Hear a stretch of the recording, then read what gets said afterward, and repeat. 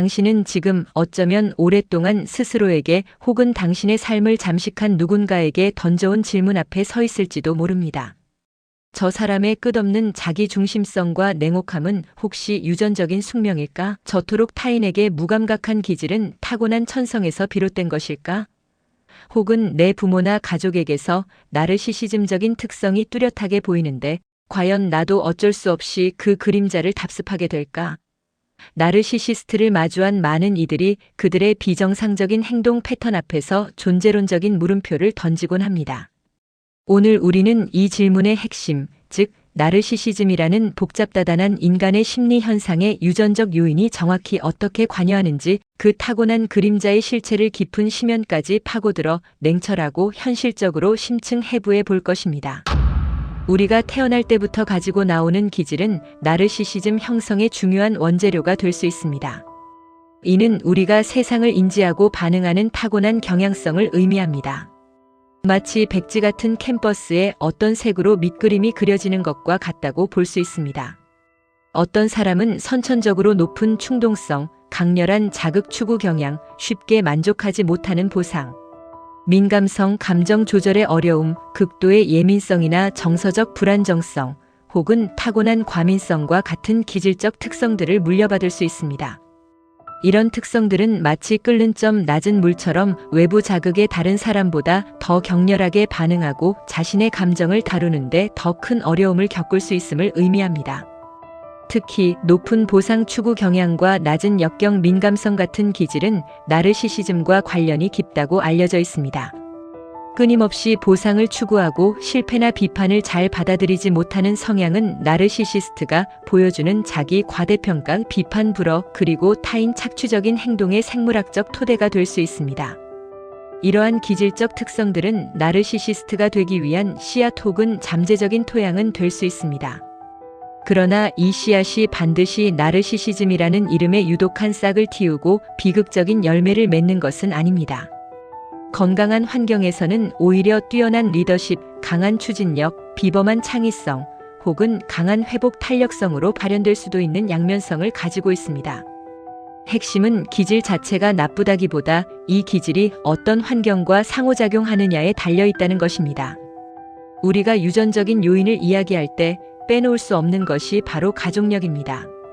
실제로 나르시시즘적 성향이나 자기애성 성격장애를 가진 가족력이 있는 경우 자녀 세대에서도 유사한 성향을 나타낼 확률이 통계적으로 더 높다는 결과가 여러 연구에서 일관되게 보고되고 있습니다.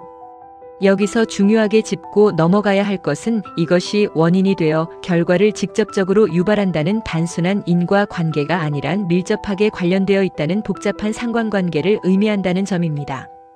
즉, 가족 구성원 간에 공유되는 유전적 배경이 특정한 성격적 기질을 물려줄 수 있으며 이러한 유전적 배경이 나르시시즘을 발전시킬 가능성을 높이는 하나의 위험 요인으로 작용한다는 점에 주목해야 합니다.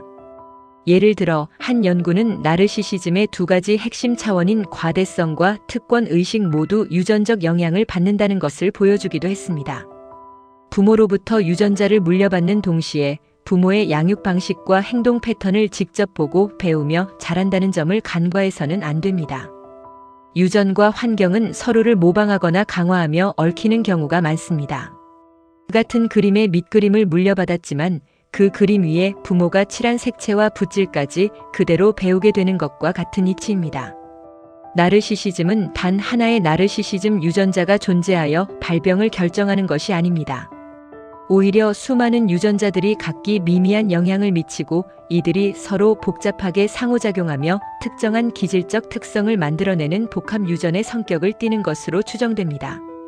특정 유전자 몇 가지가 나르시시즘적 기질에 영향을 미칠 수는 있지만 이 유전자만으로는 나르시시즘이 100% 발현된다고 보기는 어렵습니다.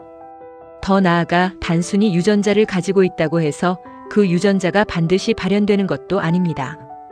우리 몸의 유전자는 일종의 정보가 담긴 설명서이자 동시에 켜지고 꺼질 수 있는 스위치와 같습니다.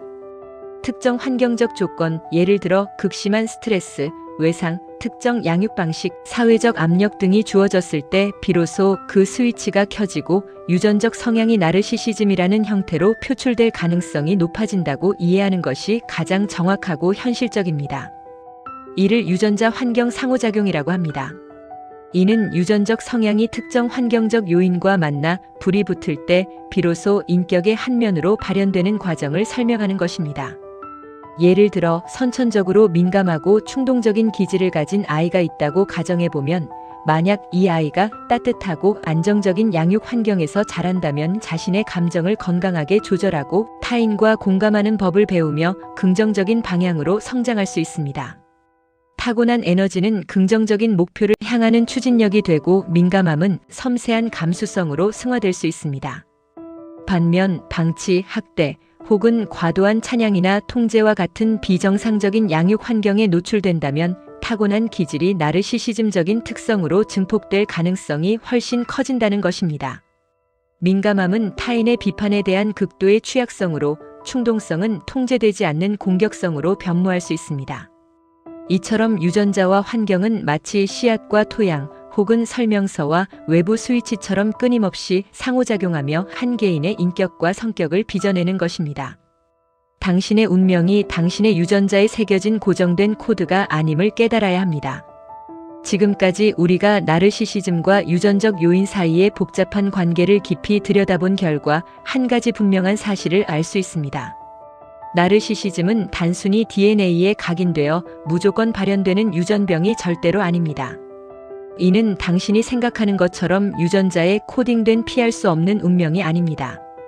유전적 요인은 나르시시즘이라는 거대한 그림의 설계도가 아니라 특정한 성격 양상을 가질 수 있는 잠재적인 밑그림을 제공할 뿐입니다. 이 밑그림이 나르시시즘이라는 실제 결과물로 완성되기 위해서는 이외에 다른 매우 중요한 요소, 즉 어린 시절의 양육 환경과 경험이라는 색채와 붓질이 필수적으로 개입됩니다. 당신이 아무리 유전적으로 나르시시즘에 대한 취약성이나 성향을 타고났다고 해도 그것이 당신의 인격을 결정하는 최종적인 판결이 아닙니다. 오히려 당신이 스스로의 기질을 인지하고 건강한 환경을 선택하며 의식적인 노력으로 자신을 성장시킨다면 나르시시즘과는 다른 건강한 길을 걸을 수 있습니다. 당신의 부모가 나르시시스트였다면 그것은 당신에게 오히려 경계하고 인지하는 지혜와 스스로를 보호하려는 강력한 의지를 줄 수 있습니다. 유전적 경향이라는 틀 안에 당신의 삶이 갇힌 존재가 아닙니다. 스스로의 선택과 노력 그리고 의식적인 치유 과정을 통해 건강하고 온전한 당신만의 삶을 만들어갈 충분한 힘을 가지고 있습니다. 당신의 내면과 미래는 유전이라는 숙명의 그림자에 갇히지 않습니다. 정신 세계설은 당신의 용기 있는 통찰과 해방을 언제나 뜨겁게 응원할 것입니다. 이 영상이 도움이 되셨다면 구독, 좋아요, 알림 설정 부탁드려요. 시청해주셔서 감사합니다.